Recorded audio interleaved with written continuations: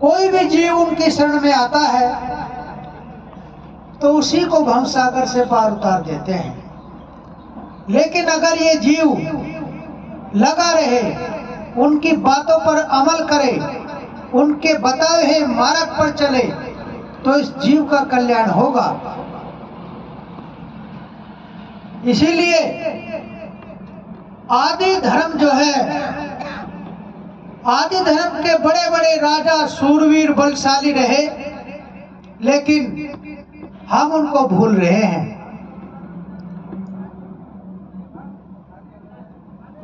हम क्योंकि जो हमारे आगे आता है बस हम उसी के गीत गा देते हैं।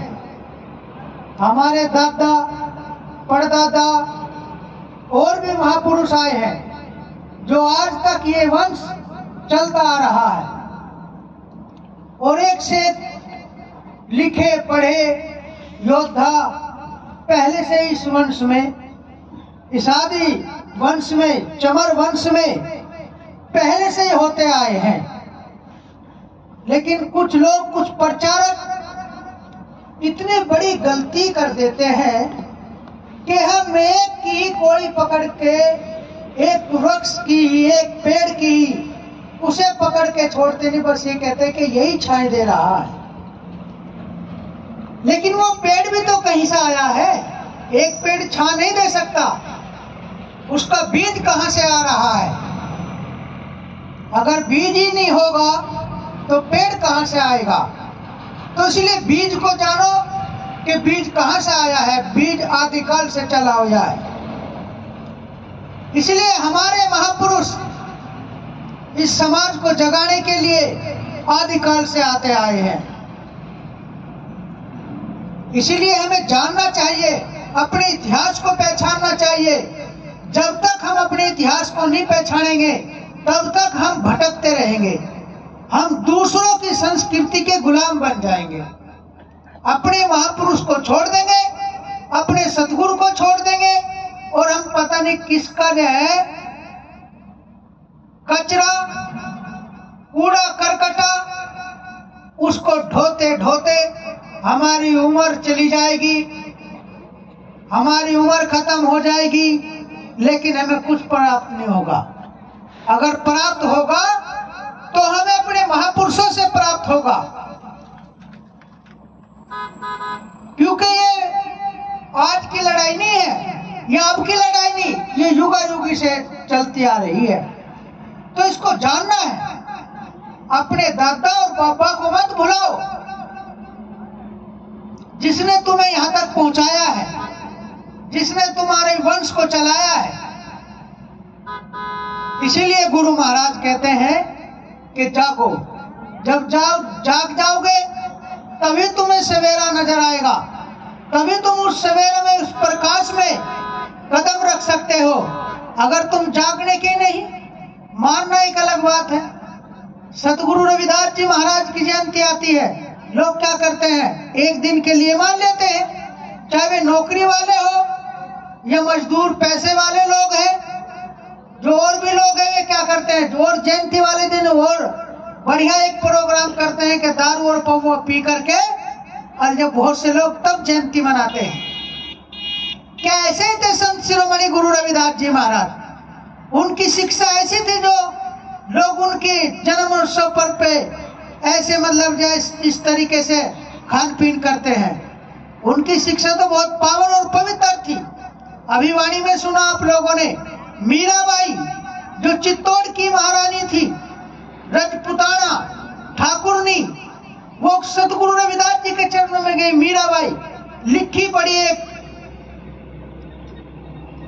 एक नारी, सूरवीर नारी मीरा।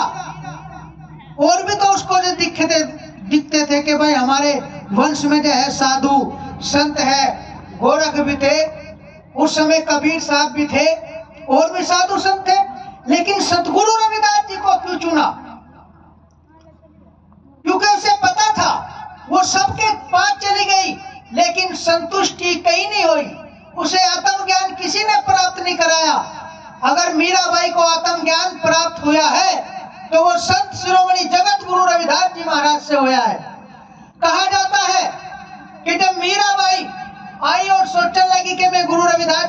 चरण में जाती हूँ तो शुरू में उनको कबीर साहब मिल गए।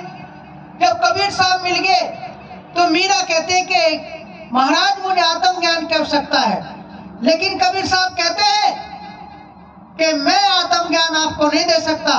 अगर आज के जो सतगुरु है, पारदर्शी है, सतगुरु रविदास महाराज है, जो माधुर नगर में रहते हैं, काशी के अंदर, बनारस में, कि आप वहां जाइए और वे आपका कल्याण कर सकते हैं। तो ये देखिए कि कबीर साहब सतगुरु रविदास जी का रास्ता बता रहे हैं, लेकिन मोड़ तोड़ के कहानी बताई जाती है। बहुत लोग कहते हैं कि मीरा को रास्ता कबीर ने बताया, और जब आत्म ज्ञान देना था मीरा को तो सतगुरु रविदास जी के पास क्यों भेजा जा रहा है? जब हमारे पास कोई वस्तु नहीं होती, हमारे पास कोई चीज नहीं होती, तो हम दूसरे के पास भेजते हैं, दूसरी दुकान पे भेजते हैं कि इस दुकान पे सौदा नहीं है जो तू खरीदना चाहता है, बड़ी दुकान पे जाइए, वहां सब कुछ मिलेगा। तो सतगुरु रविदास जी महाराज एक बड़ी दुकान थी, उनके पास वो अनमोल आत्म ज्ञान जो मीराबाई को प्राप्त हुआ है, कहाँ हुआ है? सतगुरु रविदास जी महाराज के चरणों में। लेकिन कहानी जो है तोड़ मरोड़ करके पेश करते हैं लोग। जो सत्य है, जो सही है, वो सही नहीं दर्शाते। क्यों? क्योंकि गुरु रविदास जी को ना मानने लगे ये लोग अपने बाप को बाप ना कह सके। हमेशा इन्होंने इनसे गुलामगिरी कराई है, और आज के जो साधु संत हैं वे भी इसी चीज पे लगे हुए हैं कि किसी तरीके से इनकी ये गुलामगिरी, ये बंधनों से रहित ना हो जाए। इनका घर कोई नहीं बताता, दूसरों से पुजवाएंगे। आज भी दूसरों को पुजवाने के लिए तैयार है, दूसरों को मनवाने के लिए तैयार है।